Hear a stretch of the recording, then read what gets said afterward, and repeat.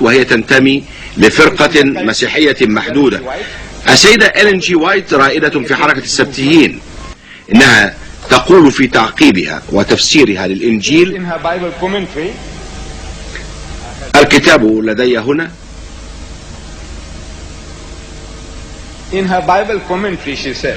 وليس لديها أي دوافع للكذب، إنها تعتقد أن الإنجيل هو كلمة الله الموحى بها، ورغم هذا فإنها تقول إن الإنجيل الذي نقرأه اليوم هو من عمل كثير من النساخين الذين قاموا في أغلب الأحيان بعملهم بدقة مدهشة، ولكن النساخين لم يكونوا معصومين من الخطأ، وإن الرب بشكل واضح تماما لم يرى داعيا أن يقيهم شر الخطأ.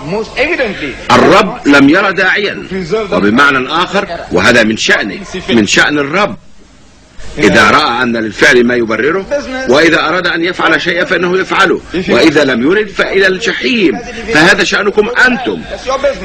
إذن فإن الرب لم يرى داعيا أن يصونهم من الوقوع في الخطأ في الترجمة.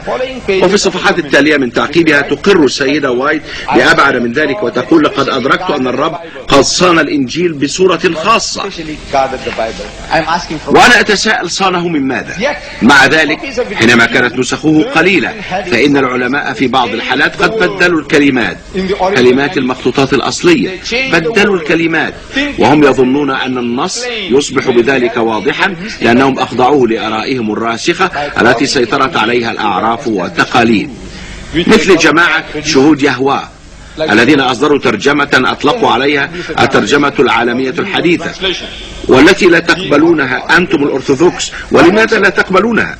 لأنهم أخضعوها لأهوائهم وأفكارهم الخاصة، لأنهم يغيرون الكلمات، وهو نفس الشيء الذي فعله البروتستانت، فقد كان هناك أناس يؤمنون بأن عيسى إله ولذلك غيروا الكلمات، وهكذا. فإننا نقول بأن هذا كان يحدث باستمرار منذ البدايات الأولى. وفيما يتعلق بالتباهي ب24,000 مخطوط، أنت تعرف أخي الصغير أن ليس بينها 2 متماثلتان، وعلماؤك يقولون بأنه بين 24,000 التي تتباهى بها لا توجد 2 متشابهتان. إذن فكيف لك أن تحكم أن هذه من عند الله وأن الأخرى ليست من عند الله من بين 24,000 نسخة؟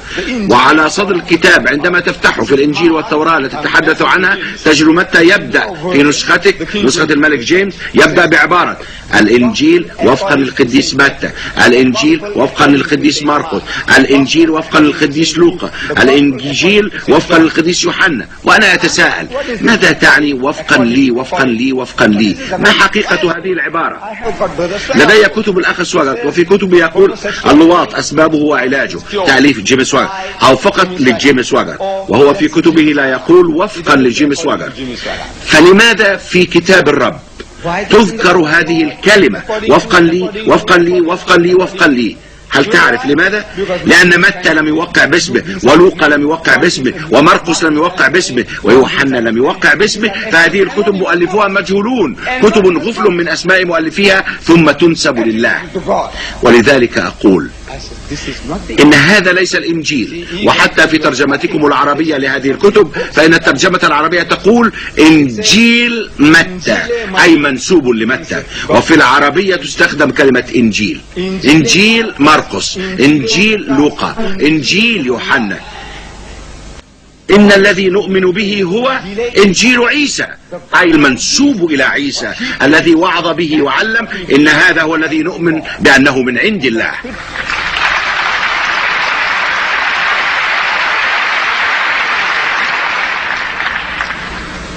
وحينما تتفحص هذه الكتب تجد أنها أناجيل متى ومرقس ولوقا ويوحنا.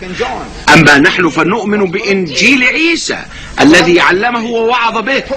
وها هو متى يخبرنا أنه ذهب إلى مكان محدد وبشر بالإنجيل، ومرقس يقول أنه ذهب إلى مكان آخر وبشر بالإنجيل، ولوقا ذهب إلى مكان معين وبشر بالإنجيل، وكذلك فعل يوحنا. وأنا أتساءل هل كان يحمل معه كتابا تحت إبطه؟ هل كان يحمل معه كتابا تحت إبطه؟ أبدا لم يحدث، وما وعظ به كان من عند الله. هذا ما نؤمن به. إذا أصدرتم وثيقة تسمى إنجيل عيسى فسوف نكون في غاية السعادة حين نقدم لها اعترافنا ونتحقق من أنها من عند الله ونتقبلها على هذا الأساس، ولكن ما بحوزتكم هو خاص بمتى ومرقس ولوقا ويوحنا. وها هو جيبي فيليبس الكاهن الفخري لكاتدرائية تشيشستر في انجلترا على الصفحة 7 من مجلة الكنيسة الإنجليزية ينشر قائلا عن متى إن التعاليم القديمة تعزو هذا الإنجيل الحواري متى. هذا ما يقوله الناس، لكن العلماء في عصرنا الحاضر يرفض معظمهم وجهة النظر هذه. ومن هم هؤلاء العلماء؟ علماء اليهود؟ علماء الهندوس؟ علماء المسلمين؟ أبدا، إنهم أبرز العلماء المسيحيين. إنهم يقولون إن متى لم يكتب متى، ثم يضيف إن المؤلف الذي قد يمكن ببساطة أن نسميه متى ببساطة. ولماذا ببساطة؟ لأنه بدلا أن أقول لكم السفر الأول من العهد الجديد الإصحاح 9 العدد 9، والسفر الأول من العهد الجديد الإصحاح 5 العدد 17، وأضيع وقتي ووقتكم أيضا، فإني أقول متى 9:9 ومتى 5:17، فإني ببساطة أستخدم عبارة متى. ثم يقول إن المؤلف الذي قد نسميه ببساطة متى قد اقترب بوضوح من فك طلاسم الحرف كيو الموضوع أيضا بين قوسين، والذي يمثل الكلمة الألمانية كويلا أي المصادر، التي ربما لم تكن سوى مجموعة من التقاليد الملفوظة. ولقد استخدم إنجيل مرقس بكل حرية، وبلغة المعلم في مدرسة كان ينقل بالجملة من مرقس. متى الذي كان شاهد عيان بعينيه وأذنيه لكل الأحداث، والذي كان مع عيسى واحدا من حواريه يذهب لينقل عن صبي عمره 10 سنوات لم يشهد الأحداث. هل هذا معقول ومقبول لكم؟ ورغم هذا تقولون إن هذا هو كلمة الله؟ سلسلة الأنساب فيما بين إنجيلي متى ولوقا نجد أن للمسيح 66 أبا وجدا، وفي هذه الأنساب 66 من الآباء والأجداد لا نجد اسمين متشابهين فيما على اسم واحد، وفي قوائم منفصلة نجد أن الأسماء مختلفة.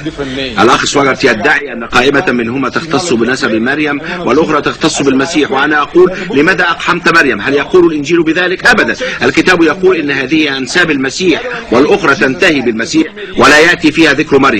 66 اسما ليس بينها اسمان متشابهان على اسم واحد، وليس بينها والد المسيح الذي يزعمون الله تعالى ليس بينها.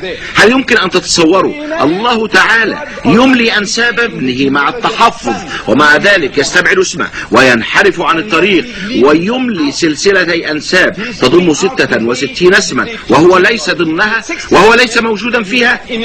وأنا أتساءل ما الذي يحاول أن يقوله لكم حينما لا يكون اسمه موجودا؟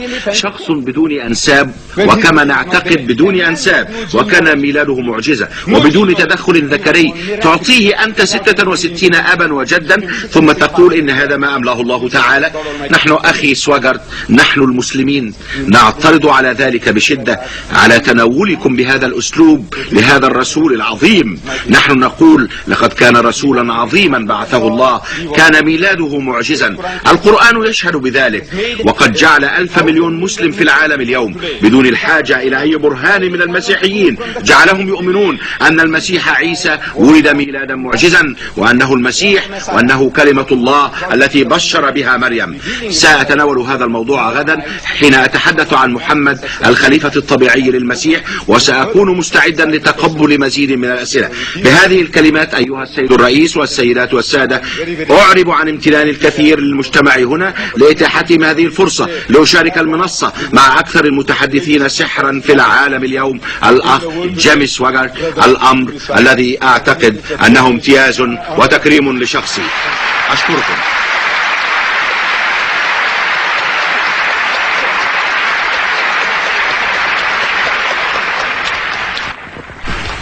والآن يتحدث الكاهن جيمي سواغرت لمدة 10 دقائق.